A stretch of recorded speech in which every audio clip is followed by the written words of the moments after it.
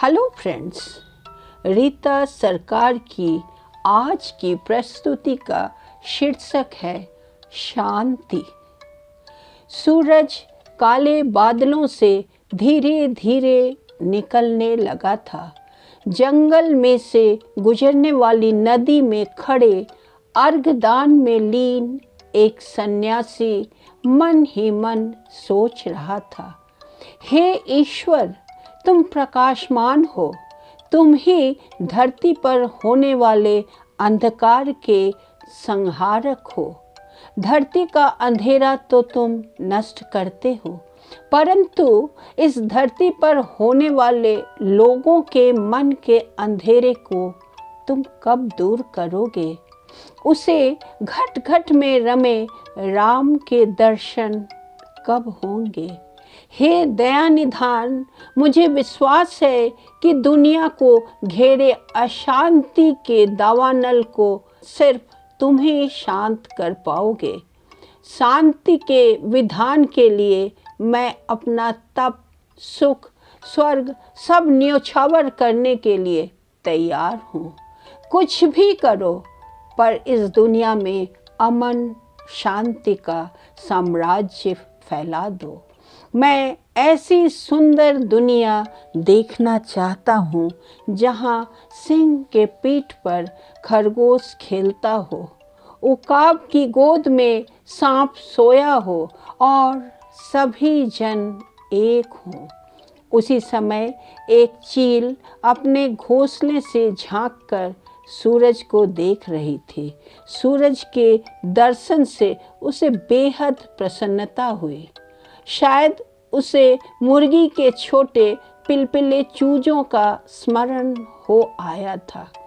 उसका चकुला पीछे से आकर उसकी गोद में दुबकने का प्रयास करने लगा। उसे चूमकर चील बोली, देखो बेटे, अब आखेट का समय हुआ। मैं पल भर में लौट आऊंगी। कल तुम अपने घोंसले से निकलने की कोशिश कर रहे थे प्यारे। शायद तुम नहीं जानते हो कि तुम्हारे पंख अब भी कमज़ोर हैं।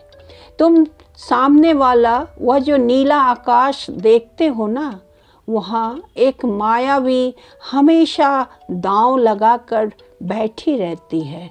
वह तुम्हारे जैसे मासूम चकुलों को इशारा करके अपनी ओर बुलाती है और फिर ठग कर उन्हें अपने घोंसले में भगा ले जाती है।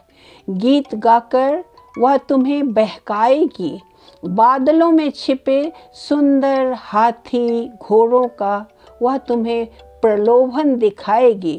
पर देखो बेटे, एक बात याद रखना, चकुलों को ठग कर उनका पिलपिला मांस खाने वाली दुष्ट मायावी है यह। उसकी चपेट में मत आना। मेरी कसम, तुम अपने घोंसले से मत निकलना। मैं आज तुम्हारे लिए सुंदर सा सपोला लाऊंगी, समझे? मेरी बातों का ख्याल रखना, भूलना नहीं। सपोले का गोश्त बहुत मीठा होता है, मात्र बखान से थोड़ी समझ में आएगा। बेहतर है कि उसे एक बार चखा जाए। उस सपोले की माँ नहीं होती, चकुले ने पूछा। चील मौन रह गई। यदि तुम उसे पकड़ोगी तो क्या उसकी माँ नहीं रोएगी? तुम कितने मासूम हो मेरे बच्चे। अरे पागल, सांप की और हमारी प्रजाति अलग अलग है। उनका और हमारा खून भी अलग है बेटे। उसके साथ हमारी दुश्मनी तो सदियों पुरानी है। दुश्मनी से मतलब सांप चील का बैरी होता है। बैरी माने बैरी को मारा जाता है। क्यों? पेट के लिए। फिर हम कुछ और खा ले तो? पागल कहीं के, तुम्हें तो जंगल के सन्यासी की संतान होना चाहिए था। लगता है तुम गलती से मेरी कोख में आ गए हो। अपने चकुले को फिर प्यार से चूमकर चील ने आकाश में छलांग लगाई। फिर अचानक वह धरती की ओर चली।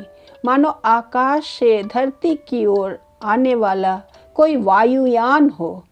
उसी समय एक शिकारी धनुष बाण लेकर अपनी झोपड़ी से निकल रहा था।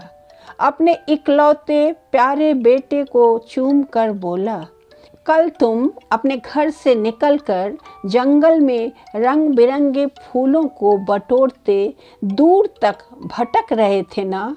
आज ऐसी हरकत मत करना। जंगल के इन झाड़ झंखाड़ों में जहरीले सांप होते हैं, उनके काटने का डर हमेशा बना होता है। अपना ख्याल रखना। पर बाबा, परवर कुछ नहीं। कल तूने चकुले के लिए जिद की थी ना, आज मैं उसे जरूर ला दूंगा। पहले शिकार तेरे लिए, फिर अपने लिए। मंजूर? क्या उसके माँ नहीं होती? बेटे ने पूछा। पागल, बिना माँ के चकुला थोड़े होगा। फिर मेरे लिए वह चकुला मत लाओ। यदि तुम उसे पकड़ोगे तो उसकी माँ रोएगी। कल जब मैं रास्ता भूल गया था तो रो रो कर माँ की आंखें सूज आई थी।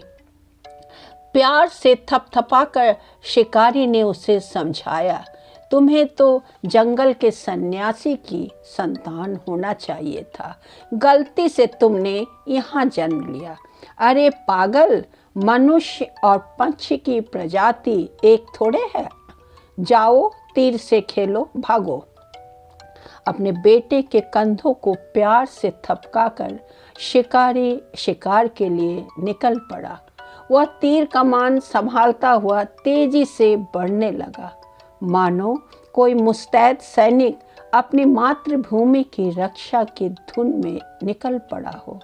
उसी समय सपोले ने अपनी माँ से कहा, देखो माँ, धूप तेज हो चुकी है, चलो हम अपने घर चलें। माँ गुस्से में थी, बोली, नहीं, और थोड़ी देर रुक जाओ, शिकारी के आने का समय हो चुका है। उसको काटे बगैर मुझे चैन नहीं आएगा। उसने कल तुम्हें गलती से कुचला होगा, इतनी सी बात पर तुनक जाना ठीक नहीं है। मैं तो तुम्हारे शरीर पर कितनी बार कूदता फांदता रहता हूँ। तुम निपट पागल हो बेटे, तुम्हें तो जंगल के सन्यासी की संतान होना चाहिए था। गलती से तुम मेरी गोद में आए। यदि तुम उसे काटोगी तो उसका बेटा नहीं रोएगा? सपोले ने माँ से प्रश्न किया। भले रोए, उससे मेरा क्या बिगड़ेगा? मनुष्य की और हमारी प्रजाति एक थोड़े ही है। इतने में सामने वाली झाड़ी से पत्तों की चरमराहट सुनाई दी। आहट पाते ही सांपिन ने सपोले से कहा, मैं अभी पलक मारते आ जाऊंगी, तू अपना ख्याल रखना, सतर्क रहना, झाड़ झंखाड़ों की छाया को छोड़कर बाहर मत जाना, समझे? पत्तों की चरमर जारी थी। अपने बच्चे को प्यार से सहलाते हुए सांपिन आवाज की दिशा में रेंगती हुई चल पड़ी, मानो टेढ़े मेढ़े रास्ते से समुंदर की ओर बढ़ने वाली नदी हो। शिकारी चील के घोंसले की खोज में मग्न था। चोरी छिपे सांपिन शिकारी का पीछा कर रही थी। उसने आकाश की ओर ताका। एक चील अपनी पैनी नजरों से धरती की ओर कुछ तलाशती हुई आकाश में तैर रही थी। सांपिन रोमांचित हो उठी। उसके समूचे शरीर पर रोंगटे खड़े हो गए। उसने तुरंत पास की घनी झाड़ी में शरण ली। थोड़ी देर बाद जब उसने झाड़ी से बाहर झांक कर देखा, तब उसे मालूम हुआ कि चील आसमान को चूमने की ललक लिए ऊपर की ओर बढ़ रही थी। उसने इर्द गिर्द नजर दौड़ाई। शिकारी का कहीं नामो निशान नहीं था। शिकारी का लड़का भी अपने बाप का अनुगामी बन गया था। आकाश के आकर्षण से चील के चकुले ने भी कब की छलांग लगा दी थी। माँ बाप के उपदेशों के बावजूद स्वच्छंद विचरना जीवन क्रम की एक अभिन्न परंपरा ही रही है। शिकारी आसमान की ओर नजर गड़ाकर खड़ा था। अचानक उसे चील का चकुला नजर आया। धनुष से तीर छूटा। उसी वक्त सांपिन ने उसे काटा। दूसरे ही क्षण सपोले पर चील टूट पड़ी। शांति का परम उपासक सन्यासी अर्घदान से निवृत्त होकर अपनी पर्ण कुटी की ओर लौट रहा था कि दूर से उस दृश्य को देखकर पल भर उसे अपनी साधना सिद्धि पर प्रसन्नता हो आई। पल भर सारे सजीवों में बंधुता निर्माण करने की अपनी मांग पूरी होने का उसे भ्रम हुआ। चील, सांप और आदमी एक दूसरे की बगल में सोए थे। सांप को न चील का डर था, न आदमी को सांप का। कितना सुंदर मंगल दृश्य था वह। मेरी तपस्या की ही विजय है यह। आंखें मूंदकर हाथ जोड़ते हुए ईश्वर को संबोधित करते हुए वह बोला, हे ईश्वर, तुम्हारी लीला अगाध है, धन्य हो तेरी। वह आगे बढ़ा और सहसा चौंक उठा। उसके रोंगटे खड़े हो गए। जैसे ही उसने तीनों का शव देखा वह सकपका गया। उसने देखा एक आदमी, एक चील का चकुला और एक सांप का बच्चा। उसके हाथ से कमंडल छूट गया। अब आकाश की ओर देखने का उसमें साहस तक नहीं रहा। शर्मिंदा होकर उसने अपनी आंखें धरती में गड़ाई। उसकी आंखें धीरे धीरे बरसने लगी। कहानी का यही अंत है। धन्यवाद।